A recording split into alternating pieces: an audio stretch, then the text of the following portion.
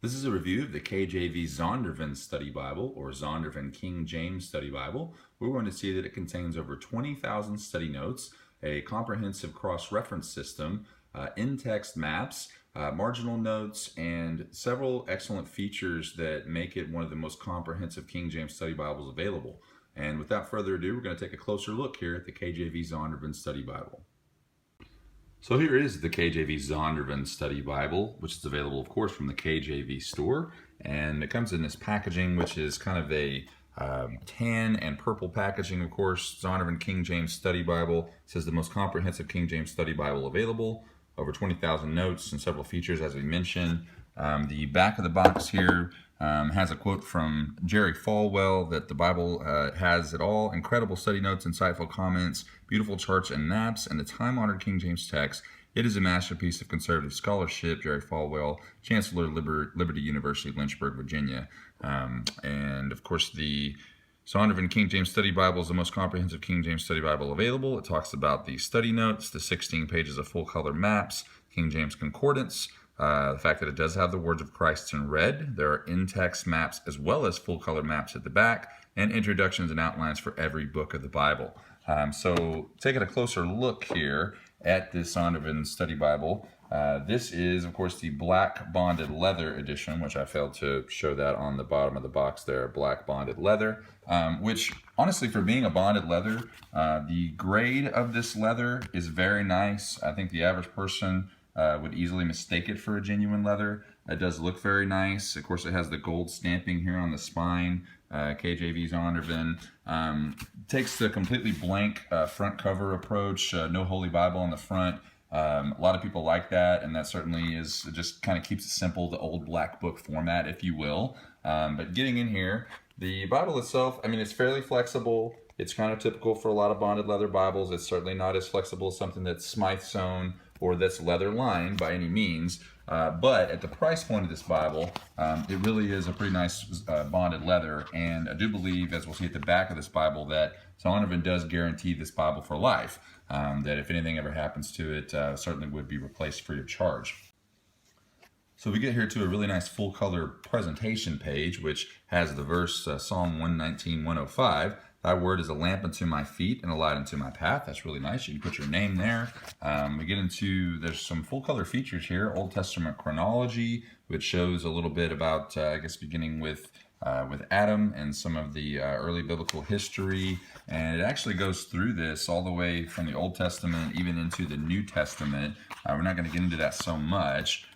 There is the title page, Zondervan KJV Study Bible. General Editor Kenneth Barker. One of the consulting editors is Edward Henson. Henson, you'll recognize his name as one of the editors of the Nelson Study Bible, second edition as well, which is another popular study Bible that we have. Just give some of the information there. Of course, there's a table of contents. One of the first things that we like to look at actually is going to be this section, which I believe every person that gets this Bible, gets a copy of the KJV Zondervan Study Bible, should read, and that's the preface to the King James Version 1873 edition. This gives a lot of information and kind of helps to debunk many common errors or inaccuracies and beliefs about the King James Version. It basically discusses the fact, as you're going to talk about here, that this isn't the original 1611 King James Version text, and really 99% of the KJV Bibles that we saw are not the 1611. They're actually just a form of the Cambridge KJV text, and specifically, really technically, it's the 1873 Cambridge paragraph text, which we believe is the best text. And this article goes into great depth and detail talking about that as early as 1616, there were systematic attempts to revise and standardize the KJV, and other important early editions were issued by Cambridge in 1629, 1638, and in the 18th century, the two great English universities, who were also officially chartered printers, commissioned thorough and systematic revisions. The edition of Dr. F.S. Paris was published by Cambridge in 1762, which you'll hear about that in history, and that of Dr. Benjamin Blayney by Oxford in 1769. Though far from perfect, these remain the standard edition until the Cambridge Paragraph Bible of 1873. And this goes into great depth and detail to where you get over here and it ends, and you're seeing that this is an essay by Dr. John R. Kohlenberger III, and I'll read this part to finalize this preface to the King James Version and the importance of it. It's talking about the text this Bible uses. With the KJV Study Bible, Zondervan conforms its setting of the King James or Authorized Version. Notice how it says either. It doesn't say Authorized King James. It's King James because that's what it's commonly known as, or Authorized Version, to its most highly regarded edition, the Cambridge Paragraph Bible of 1873, edited by F.H.A. Scrivener. As in the case of the first edition of the 1611, this is done out of a zeal to promote the common good, whether it be by devising anything ourselves or revising that which hath already been done by others or labored by others. The translators to the reader, that's what they're quoting there, the preface to the version of 1611. So we're going to get into examples of why this is actually an excellent KJV text that the Zondervan Study Bible is using, and we will cite specific sources on that. Speaking of the text that is used, here we are in Genesis chapter 1, and we're going to specifically zoom in and show Genesis 1:2, where it says, "And the earth was without form and void, and darkness was upon the face of the deep, and the Spirit of God moved upon the face of the waters." That S in Spirit we're going to show there is capitalized. That's a sign of a good King James Version text that uses the accurate Cambridge text.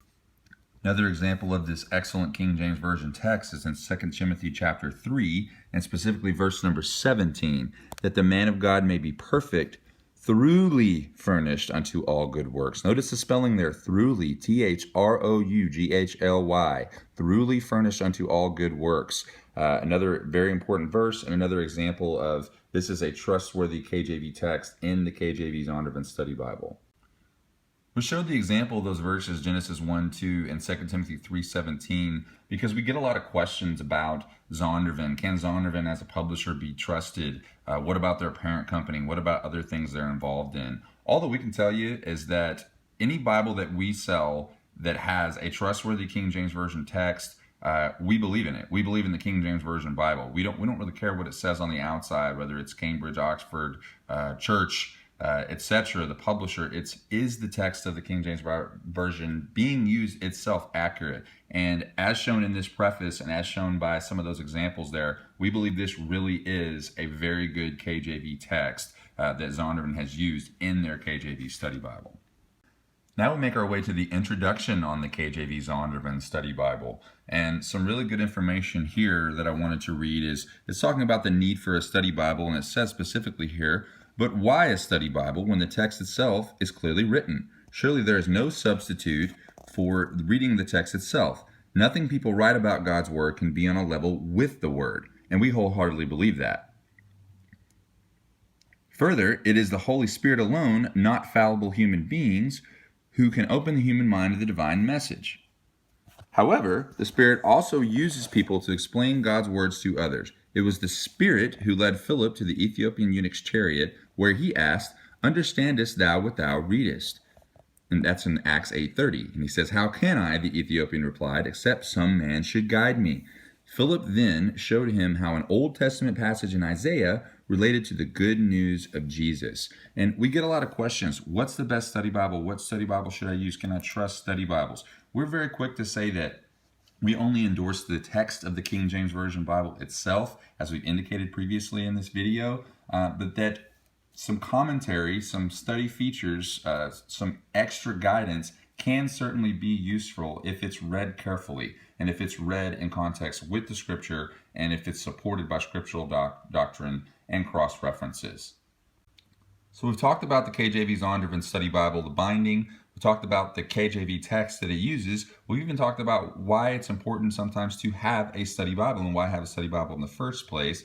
So now the best jumping off point is going to be this description, which is the features of the Zondervan KJV Study Bible. Now we get into the real meat of what this Bible does and the features that it has. And of course it's talking here that the Zondervan KJV Study Bible features the text of the King James Version, study notes keyed to and listed with Bible verses, introductions and outlines to the books of the Bible, text notes, a cross-reference system, tens of thousands of entries, parallel passages, a concordance, nearly 20,000 references, charts, maps, essays, and comprehensive indexes. The text of the King James Version, which is presented in verse-by-verse format, was organized into sections with headings.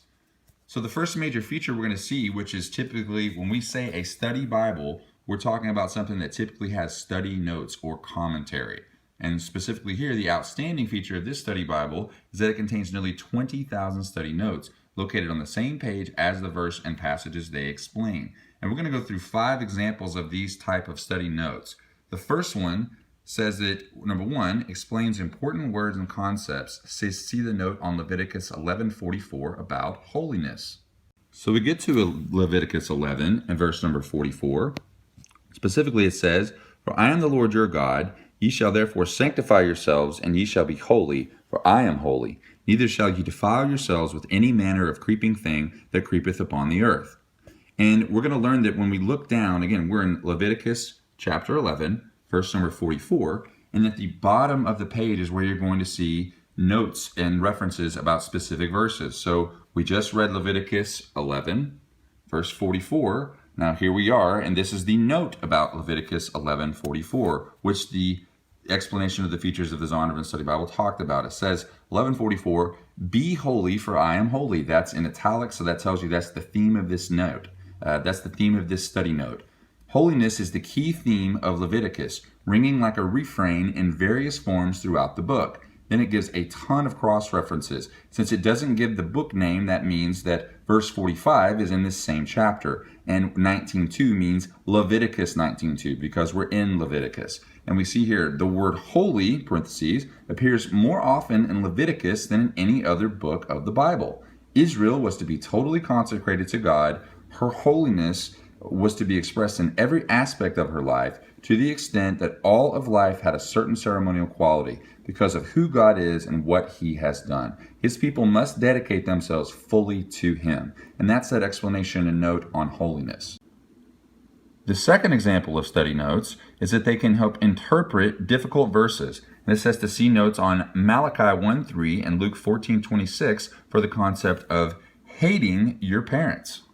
So here is Malachi chapter 1 and verse number 3, and we're talking about this example of explaining difficult passages, and it says, verse number 3, "And I hated Esau, and laid his mountains and his heritage waste for the dragons of the wilderness." So once again, we know that typically important notes in those study notes are going to be found at the bottom of the page in the KJV Zondervan Study Bible. So we go down here, we're still on Malachi chapter 1 verse 3, and there specifically is the note for 1:3. Parentheses, again, the title of this note or the description is that I hated Esau. This seems contrary to a new Christian. It seems contrary to logic to need to hate your parents or hate your brother. And this is explaining what God means. It says, if Israel doubts God's covenant love, she should consider the contrast between God's ways with her and his ways with Jacob's brother Esau or Edom. Paul explains God's love for Jacob and hatred for Esau on the basis of election, and provides Romans 9:10-13 as the reference. God chose Jacob, but not Esau. Then we see that love and hate are covenant words throughout the ancient Near East. Clearly then, the idea is that God made a covenant with Jacob, but refused to make one with Esau. For other possible meanings of love and hate, CF, that means we should compare how Leah was hated and that Jacob loved Rachel more. Then it gives more cross-references there of Genesis 29:31, Deuteronomy 21:16-17. Likewise, believers are to hate their parents, Luke 14:26, in the sense that they love Christ even more. Now we're going to take a look at that Luke 14:26 reference.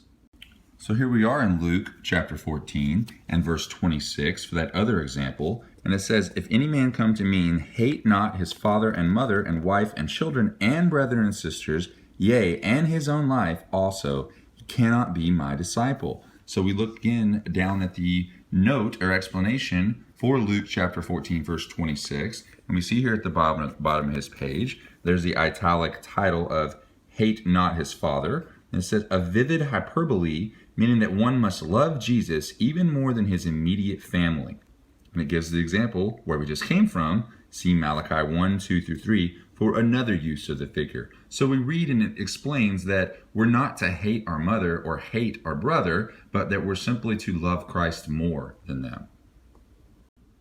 Getting back to the features of the Zondervan KJV Study Bible, we're going to see the third example of a type of study note. It says that number 3, they may draw parallels between specific people and events. And it says to see the note on Exodus 32:30 for the parallels between Moses and Christ as mediators.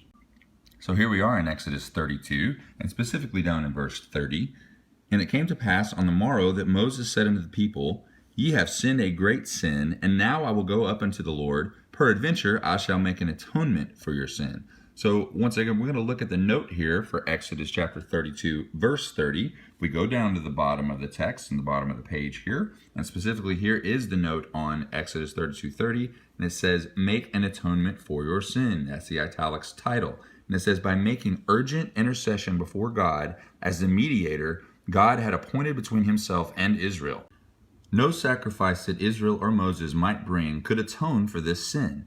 But Moses so identified himself with Israel that he made his own death the condition for God's destruction of the nation. And it says to see verse 32. Jesus Christ, the great mediator, offered himself on the cross to make atonement for his people. The fourth example of a study note is to describe historical and textual context of passages. It says to see the note on 1 Corinthians 8:1 for the practice of touching or eating meat sacrificed to idols. So here we are in 1 Corinthians chapter 8, and specifically verse 1. We see that subheading, food offered to idols, and it says, Now as touching things offered unto idols, we know that we all have knowledge. Knowledge puffeth up, but charity edifieth. And specifically, if we get down to this example, here is the note on 1 Corinthians 8, verse 1, and we see the italic title as usual. Now, as touching things offered unto idols, as our explanation explains, it says, Another matter the Corinthians had written about, see note on 7, verse 1, chapter 7, verse 1, says, Offered unto idols, offered on pagan altars, meat left over from a sacrifice might be eaten by the priest, eaten by the offerer, and his friends at a feast in the temple. It says, see the note on verse 10. Or sold in the public meat market. Some Christians felt that if they ate such meat, they participated in a pagan worship and thus compromised their testimony for Christ. Other Christians did not feel this way. So that's an example of getting the historical and contextual details behind a passage and where these study notes are valuable. The fifth and final example of study notes is that they can demonstrate how one passage sheds light on another. And it says to see the note on Psalms 26:8 for how the presence of God's glory marked his presence in the tabernacle, in the temple, and finally in Jesus Christ himself. So here we are in Psalm 26 and verse 8, and it specifically says, Lord, I have loved the habitation of thy house, and the place where thine honor dwelleth. So here on the note, Psalm 26:8, it says, where thine honor dwelleth. It says the presence of God's glory signaled the presence of God himself, and it gives cross references. It says his glory dwelling in the tabernacle, and later the temple, assured Israel of the Lord's holy yet gracious presence among them. And it says John 1:14 announces that same presence in the Word who became flesh and who dwelt among us. So if we flip over to John 1:14, we can see the example that was talking about in Psalm 26:8. And there is John 1:14, and the Word was made flesh and dwelt among us, and we beheld his glory, the glory as of the only begotten of the Father, full of grace and truth. So if we look down at the note on John chapter 1:14, we see that it was made flesh. That indicates transition. The Word existed before he became man. Flesh, a strong, almost crude word that stresses the reality of Christ's manhood, dwelt among us, and we beheld his glory. The Greek for dwelt is connected with the word for tent or tabernacle. The verse would have reminded John's Jewish readers of the tabernacle, which was filled by the glory of God. Christ revealed his glory to his disciples by the miracles he performed, and by his death and resurrection, grace and truth. The corresponding Hebrew terms are often translated unfailing love and faithfulness. It says to see the notes on Psalms 26:3, Proverbs 16:6, and then we talk about grace as well. The point is that verse number 5 here, or that example number 5 here in Psalm 26:8 and John 1:14, it is a perfect example of how these study notes demonstrate how one passage will shed light on another. The next important feature of the Zondervan KJV Study Bible are going to be the introductions to books of the Bible. It says that each introduction to each book of the Bible is different. Introductions vary in length and reflect both the nature of the material itself and the strengths and interests of contributing editors. It says an introduction frequently reports on a book's title, author, and date of writing. It details the problems and distinctive literary features, and where appropriate, such as in Paul's letters, to the churches. It describes the original recipients of a book and the city in which they lived. So we're going to take a look at a book introduction of one of those examples of Paul's letters. A good example of the book introductions of the KJV Zondervan Study Bible, and specifically one of Paul's letters, would be the first epistle of Paul, the apostle, to the Corinthians. So here we're seeing that this is an entire left page here that's taking the book introduction, and then on the right-hand side, we're going to get an outline followed by one of these very unique charts that's also unique to the KJV Zondervan Study Bible. So getting over here, as it explained in the introduction to the KJV Zondervan Study Bible, that it's going to tell you who the author is and when it was written. So it says here that Paul is acknowledged as the author both by the letter itself and by the early church fathers. His authorship was attested by Clement of Rome as early as AD 96, and today, practically all New Testament scholars concur. The letter was written near or around AD 55, toward the close of Paul's 3-year residency in Ephesus. It says, it is clear from his reference to staying at Ephesus until Pentecost that he intended to remain there somewhat less than a year when he wrote 1 Corinthians. We also see information about the city of Corinth, as he wrote a letter to the Corinthians who were from Corinth. Maybe we want to know about Corinth, what was going on in Corinth, where is that, what's happening. And it says here that it has been estimated that in Paul's day, Corinth had a population of about 250,000 free persons, plus as many as 400,000 slaves. In a number of ways, it was the chief city of Greece. It's going to list why. So here's number one. It's commerce, located just off the Corinthian isthmus. It was a crossroads for travelers and traders. Number two, its culture. Although Corinth was not a university town like Athens, it was characterized, nevertheless, by typical Greek culture. Its people were interested in Greek philosophy and placed a high premium on wisdom. Number three, its religion. Corinth contained at least 12 temples. Whether they were all in use during Paul's day is not known for certain. One of the most infamous was the temple dedicated to Aphrodite. And it says that the goddess of love, whose worshippers practiced religious prostitution. About a fourth of a mile north of the theater stood the temple of Asclepius, the god of healing, and in the middle of the city, the 6th century BC temple of Apollo was located. In addition, the Jews had established a synagogue. The inscribed lintel of it has been found and placed in the museum at Old Corinth. And then number four, it's immorality. Like any large commercial city, Corinth was a center for open and unbridled immorality. The worship of Aphrodite fostered prostitution in the name of religion. At one time, 1,000 sacred prostitutes served her temple. So widely known did the immorality of Corinth become that the Greek verb to Corinthianize came to mean to practice sexual immorality. In a setting like this, it is no wonder that the Corinthian church was plagued with numerous problems. Hence, the Apostle Paul wrote very long letters, 2 letters, in fact, to the church at Corinth, to the Corinthians, that are certainly applicable to us today in the year 2016. But this is an example of the introduction, the book introduction that the KJV Zondervan Study Bible provides. It also talks about the occasion and the purpose of the letter to the Corinthians. Gives the theme that the letter revolves around, the theme of problems in the Christian conduct in the church, and it thus has to do with progressive sanctification, the continuing development of holiness of character. Obviously, Paul was personally concerned with the Corinthians' problems, revealing a true pastor's or shepherd's heart.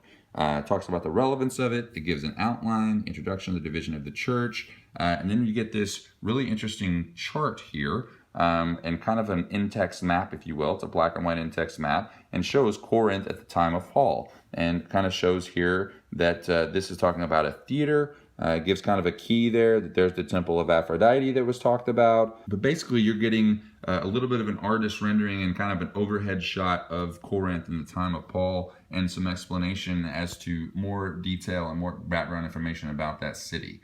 That's the value and importance of this book introduction. As we get back to the features of the Zondervan KJV Study Bible, we just talked about the introductions to the books of the Bible. Additional features are going to include marginal notes as well as a cross-reference system. It says that the KJV's translators' extensive text notes appear within the center column reference system. They examine such things as alternate translations, meanings of Hebrew and Greek terms, Old Testament quotations, and variant readings in ancient biblical manuscripts. Concerning the cross-reference system, Marginal notes and cross-references appear in the center column on each page of Scripture. They are listed under the verse numbers to which they refer. Superior numbers refer to literal renderings, alternate translations, or explanations, while superior letters refer to cross-references. And Genesis 1 through 2 provides a good example of the resources of this cross-reference system. And we actually see here, this is in the beginning of the Bible here, in the KJV Zondervan Study Bible. We're on the introduction section, the features of the Zondervan KJV Study Bible, and they provide the entire section of Genesis chapter 1, verses 1 through 6, so that you can see specifically how these cross-references work. And it says that the two lists of references in verse 1:1 relate to creation, but each takes a different perspective. Note that the A takes up the time of creation, quotes in the beginning, and directs the reader to two other instances where this time is discussed, whereas note B addresses God's activity in creation, as well as his pre-existence and his wondrous power. So we're seeing here the Genesis 1:1, the creation. In the beginning, God created the heaven and the earth. That's the A that it's talking about. That is the superior letter, the A in beginning. And there is the superior B next to God. So we know that with cross-references, you see the letters, superior letters or superior numbers, that says go to the center column where you will find the reference for that marking. So there was that A beginning, and we see there A says from verse 1:1, did you come from Genesis 1:1? Yes, I did. Here is the cross-reference for that. A is John 1:1 and 2, and Hebrews 1:10. Here is John chapter 1, verse 1. We just saw the A for beginning, and we see this text says, in the beginning was the Word, and the Word was with God, and the Word was God. The same was in the beginning with God. So getting back to that Genesis 1:1 example, the B next to God in Genesis 1:1, there we see the B, that is saying Psalm 8, verse 3. If we flip to Psalm chapter 8, and specifically verse number 3, we see, when I consider thy heavens, the work of thy fingers, the moon and the stars which thou hast ordained, what is man that thou art mindful of him? So once again, that's an example how that both of the cross-references in Genesis 1:1 do relate to creation, but that each one took on its own perspective. We saw how that the A, the beginning, had the perspective of John 1:1 and talking about beginnings, and that how the B of God creating the heaven and the earth was addressing God's activity in creation as well as his pre-existence and his wondrous power, as we just read in Psalm chapter 8, verse 3. Another specific thing we wanted to point out here in the introduction about the Zondervan KJV Study Bible is where it says here that doctrinally, the Zondervan KJV Study Bible reflects traditional evangelical theology, where editors were aware of significant differences of opinion on key passages or doctrines. They tried to follow an even-handed approach by indicating those differences. And then it gives a really good example of this for the note on Revelation 20, verse 2. As we make it to Revelation chapter 20, and specifically verse number 2, where we see that subheading, the millennial reign, we believe that many of our customers will be very interested in this part.